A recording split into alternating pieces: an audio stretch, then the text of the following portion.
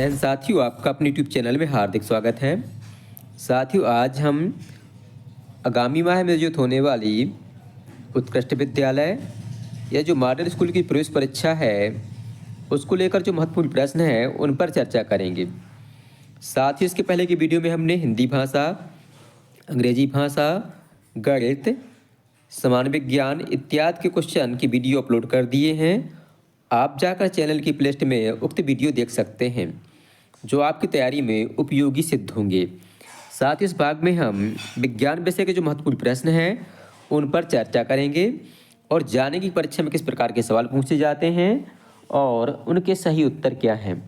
तो आइए साथियों देखते हैं विज्ञान विषय के महत्वपूर्ण प्रश्न और उनके सही उत्तर। साथियों, विज्ञान विषय का पहला प्रश्न है, एड्स का रोगजनक क्या है? द पैथोजन ऑफ एड्स, मतलब एड्स किसके कारण होता है? पहला ऑप्शन HIV, दूसरा ऑप्शन है राइबो वायरस, तीसरा ऑप्शन है रेबीज वायरस और चौथा ऑप्शन है एडिनो वायरस। तो इसका सही उत्तर है ऑप्शन पहला HIV वायरस। इसका पूरा नाम है ह्यूमन इम्यूनी डिफिशियंसी वायरस। तो एड्स जो है HIV वायरस के कारण फैलता है और जो रेबीज होता है, कुत्ते के काटने से फैलता है, वो रेबीज वायरस के कारण से फैलता है। अगला प्रश्न है, उत्तल लेंस के फोकस पर रखी वस्तु का प्रतिबिंब कहाँ बनेगा?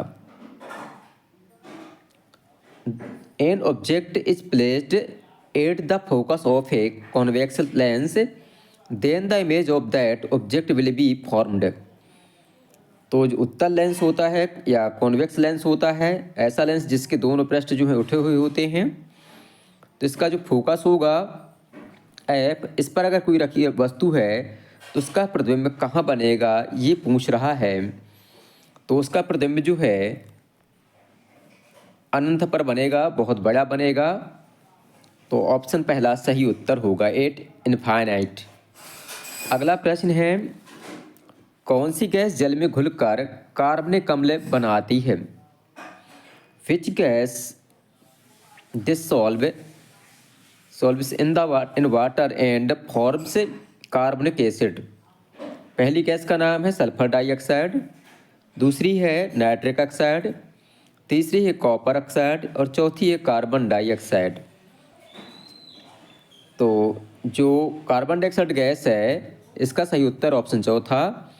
तो जो कार्बन डाइऑक्साइड गैस है ये जब पानी में घुलती है तो ये पानी में घुलकर H2CO3 बनाती है, अर्थात कार्बोनिक अम्ल बनाती है।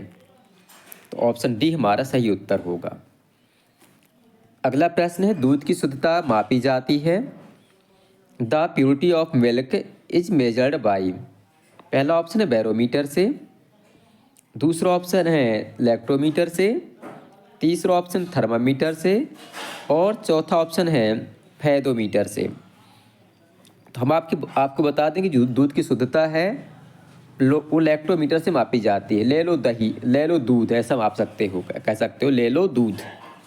तो दूध की शुद्धता किससे मापी जाती है? लैक्टोमीटर से। भैया हरो ले लो दूध।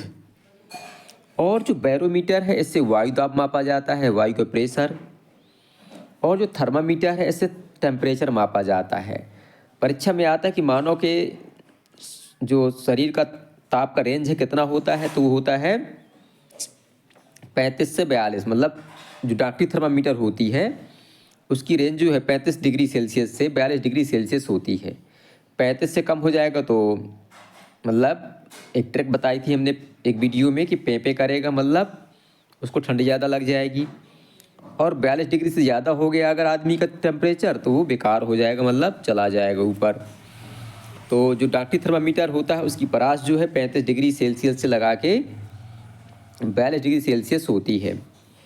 और थर्मामीटर द्वारा टेम्परेचर मापा जाता है, ताप मापा जाता है।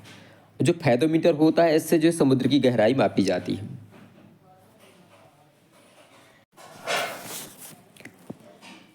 तो इस प्रकार से जो दूध की शुद्धता है उसको लैक्टोमीटर से मापते हैं।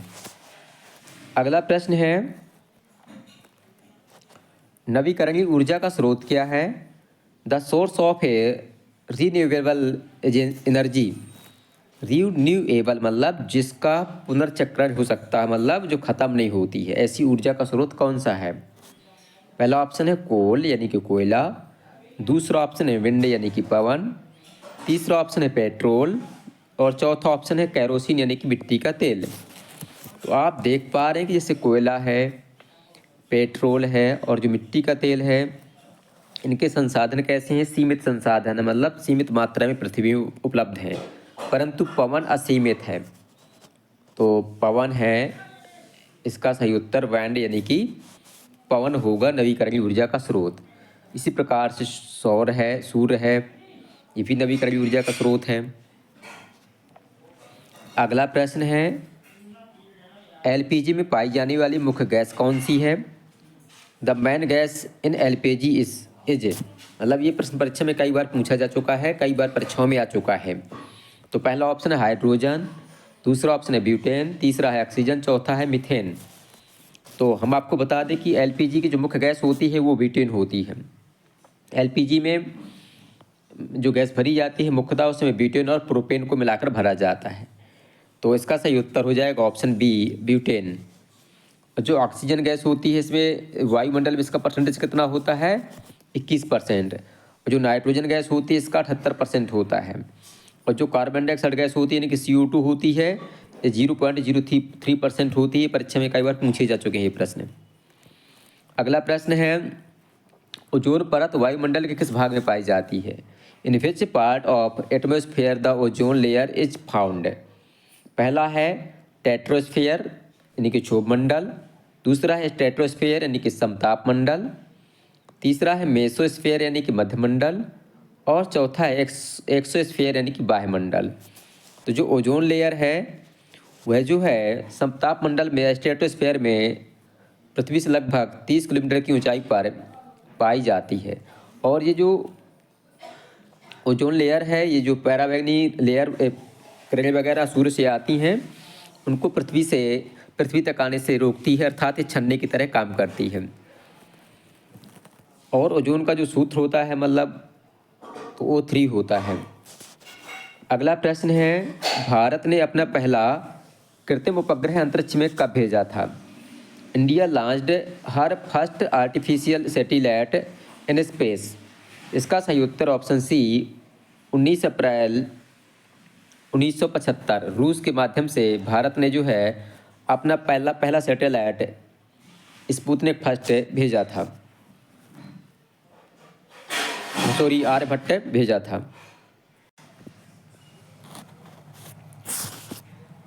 बच्चों जो स्पुतनिक फर्स्ट का नाम हमने लिया, ये जो है रूस द्वारा भेजा गया था। किसके द्वारा? रूस द्वारा वर्ष 1957 में भेजा गया था। और जो आर्यभट्ट उपग्रह है ये जो है भारत द्वारा 19 अप्रैल 1875 में लॉन्च किया गया था और रूस के माध्यम से इसको अंतरिक्ष में भेजा गया था। तो ऑप्शन सी इसका सही उत्तर होगा। अगला प्रश्न है कि बैरोमीटर की खोज किसने की थी? बैरोमीटर इज डिस्कवर्ड बाई, पहला ऑप्शन है गैलीलियो ने, दूसरा है पास्कल ने, तीसरा है अल्बर्ट आइंस्टीन ने, चौथा है न्यूटन ने। तो इसका सही उत्तर है ब्लेज पास्कल ने जो है बैरोमीटर की खोज की थी। अगला प्रश्न है कि मलेरिया का रोग कारक सूक्ष्मजीव कौन सा है? The name of micro organism from which malaria caused, मतलब जो सूक्ष्मजीव है माइक्रो ऑर्गेनिज्म मतलब जो सूक्ष्मजीव है वह कौन सा जिसके कारण मलेरिया फैलता है? पहला ऑप्शन है कवक, दूसरा प्लाज्मोडियम, वायरस और डायटम। तो प्लाज्मोडियम जो प्रोटोजोआ होता है उसके द्वारा मलेरिया फैलता है और इसका मुख्य जो वाहक होता है वो मादा एनाफिलीज मच्छर होता है। ठीक है, इस प्रकार से ऑप्शन बी इसका सही उत्तर है। अगला प्रश्न है, वायु प्रदूषण का प्रभाव क्या है? The effect of air pollution, इससे होता क्या है? ओजोन परत का क्षय होता है, हरित गृह प्रभाव होता है, अम्ल वर्षा होती है। तो जो ओजोन लेयर है इसको नुकसान पहुंचता है, ग्रीन हाउस प्रभाव इफेक्ट है, एसिड रेन है, यानी इससे सब पर प्रभाव पड़ता है, अर्थात ऑप्शन डी हमारा सही उत्तर है। अगला प्रश्न है, एक प्रकाश वर्ष का मान क्या है? 1 लाइट ईयर की जो वैल्यू होती है कितनी होती है? तो इसका सही उत्तर है ऑप्शन ए 9.46 गुणे 9.4608 गुणे 10⁻15 मीटर, अर्थात ऑप्शन ए हमारा सही उत्तर। प्रकाश वर्ष क्या होता है? सूर्य के प्रकाश द्वारा एक वर्ष में चली गई कुल दूरी को प्रकाश वर्ष कहा जाता है। अगला प्रश्न है कि पादप कोशिका की विशेषता क्या होती है? स्पेशलिटी ऑफ प्लांट सेल, कि इसमें जो है सेल बॉल होती है यानी कोशिका भित्ति होती है, क्लोरोफिल होता है यानी कि हरे तलवक बोलते हैं इसको, और लार्ज वैक्यूल मतलब बड़ी रिक्तिका होती है, और उपरोक्त सभी यानी कि जो पादप कोशिका होती है उसमें तीनों विशेषताएं उसमें पाई जाती हैं। तो इसका सही उत्तर होगा ऑप्शन डी।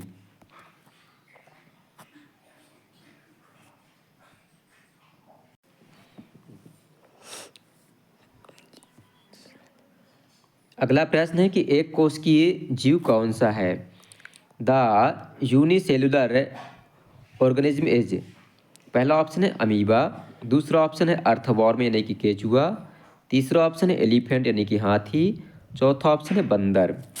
तो एक कोशिकीय जीव होता है अमीबा, तो ऑप्शन पहला सही उत्तर होगा। जो केचुआ होता है इसको किसानों का मित्र कहा जाता है, और हाथी जो होता है, हाथी जो है स्थल मंडल में पाया जाने वाला सबसे भारी जानवर, विशाल जानवर होता है। और पृथ्वी के सबसे जो विशाल जानवर है वो होता है ब्लू व्हेल यानी कि नीली व्हेल, जो समुद्र में पाई जाती है। अगला प्रश्न है, कैल्शियम कार्बोनेट का फार्मूला यानी कि सूत्र क्या होता है?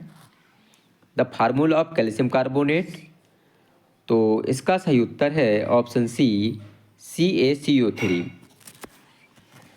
अगला प्रश्न है कि इनमें से कौन सा सर्वाहारी है? Which of the following omnivorous, मतलब जो सब कुछ खाता हो, कि मनुष्य है, गाय है, खरगोश है, शेर है। तो आप देख पा रहे हैं कि शेर मांस खाता है, घास तो खाता नहीं है। खरगोश घास खाता है, मांस नहीं खाता। गाय घास खाती है, मांस नहीं खाती। परंतु भैया जो मनुष्य महाराज हैं ये सब कुछ खा लेते हैं। ये क्या करते हैं? मांस भी खाते हैं, पालक की भाजी भी खाते हैं, और साग सब्जी भी खाते हैं, गेहूँ अनाज भी खाते हैं, इन सब कुछ खाता है। तो सर्वाहारी कौन सा है? मनुष्य सर्वाहारी है। कुत्ता भी एक जो जानवर होता है सर्वाहारी होता है, क्योंकि घास तो नहीं खाता कुत्ता, परंतु जो रोटी वगैरह है या अन्य जो चीज़ें हैं जो मनुष्य खाता है वो खा लेता है।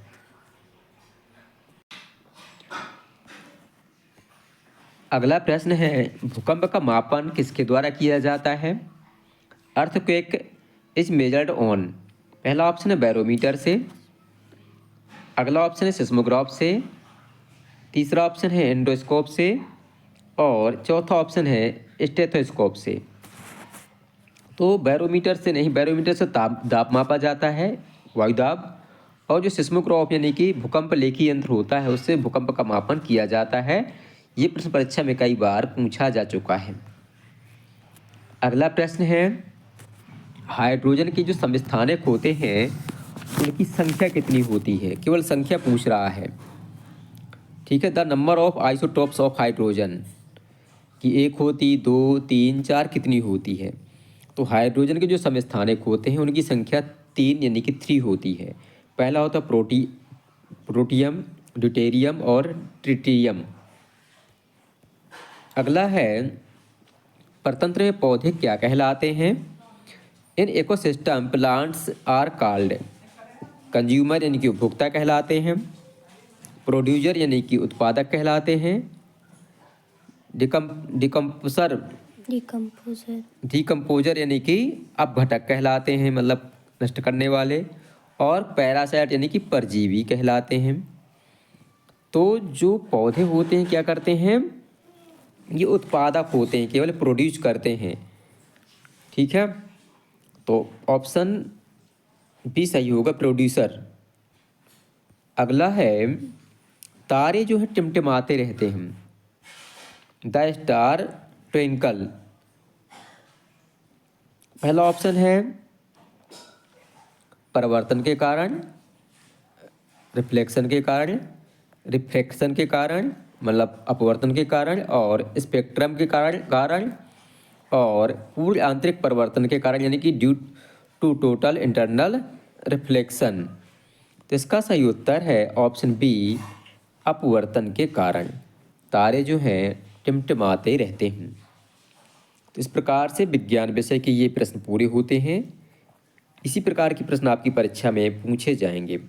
तो आपको करना क्या है, जो कक्षा 8वीं की विज्ञान है उसके जो ऑब्जेक्टिव हैं, खाली स्थान हैं और सहजूरी हैं, उनको आपको एक बार पढ़ लेना है। और इसी प्रकार के प्रश्न आपकी परीक्षा में आएंगे। बहुत ही आसान प्रश्न परीक्षाएं पूछे जाते हैं। आपको वीडियो पसंद आए तो वीडियो को लाइक करें, अपने साथियों के साथ शेयर करें और हमारे चैनल को सब्सक्राइब करना बिल्कुल भी ना भूलें, ताकि आगे आने वाला अपडेट आपको समय से मिल सके और आपकी तैयारी बहुत अच्छे से हो सके और आपका चयन इस परीक्षा में हो सके। बहुत